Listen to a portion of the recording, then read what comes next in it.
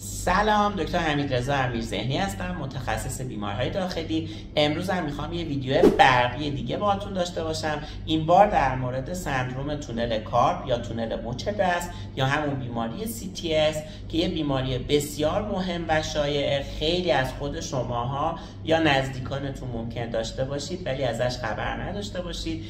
اگر به موقع درمان نشه میتونه عوارض خیلی جدی داشته باشه، یعنی ممکنه که دیگه دستتون توان گرفتن چیزها رو نداشته باشه یا عضلات دستتون به طور دائمی از بین بره، عصب دستتون آسیب ببینه. پس خوب گوش بدید تا بدونید چی هست و اگر دارید به موقع درمانش بکنید. همه داستان از اینجا شروع میشه که کسایی که کارهای تکراری زیاد با مچ دستشون میکنن، مثل تایپیستا، مثل کسایی که تو ادارجات کار میکنن یا کسایی که توی در واقع نظافت و این کارها کار میکنن یا مادرای خونه‌دار و اینها یا کسایی که خیاطی میکنن، اینا به خاطر زیاد کار کشیدن از مچ دستشون عصبی که از زیر غلاف مچ دست عبور میکنه و به این سه تا انگشت ما و پایه شست ما میرسه آسیب میبینه و باعث میشه که عصبدهی اول دچار اختلال میشه، فرد دچار گزگز، مورمور و این حالت ها میشه.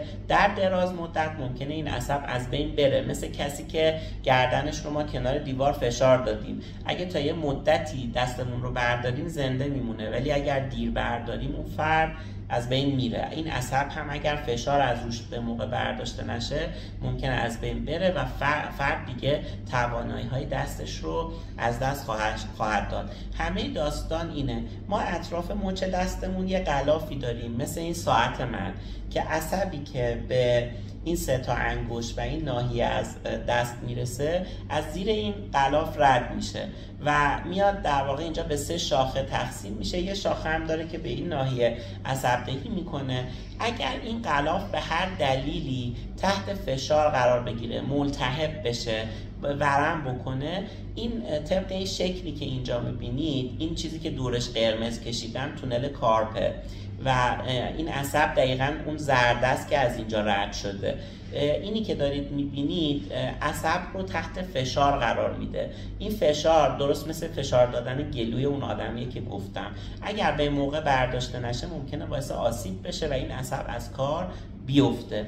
معمولا ما تشخیص این بیماری با انجام نوار عصب و عضله هست یا همون NCS و EMG که انجام میدیم و در واقع این اگر تشخیص داده شد به 3 شکل هست، یا خفیفه یا متوسطه یا شدیده.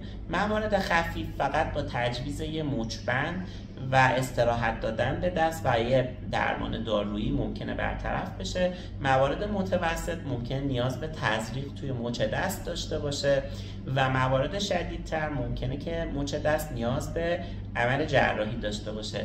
در این حال اگر کسی مشکل تیروئید داره یا مشکل دیابت داره باید در درمان اونها هم دقت کافی رو داشته باشه، همزمان با این درمان انجام بشه. امیدوارم که این ویدیو براتون مفید بوده باشه. به خدا بزرگ میسپارمتون.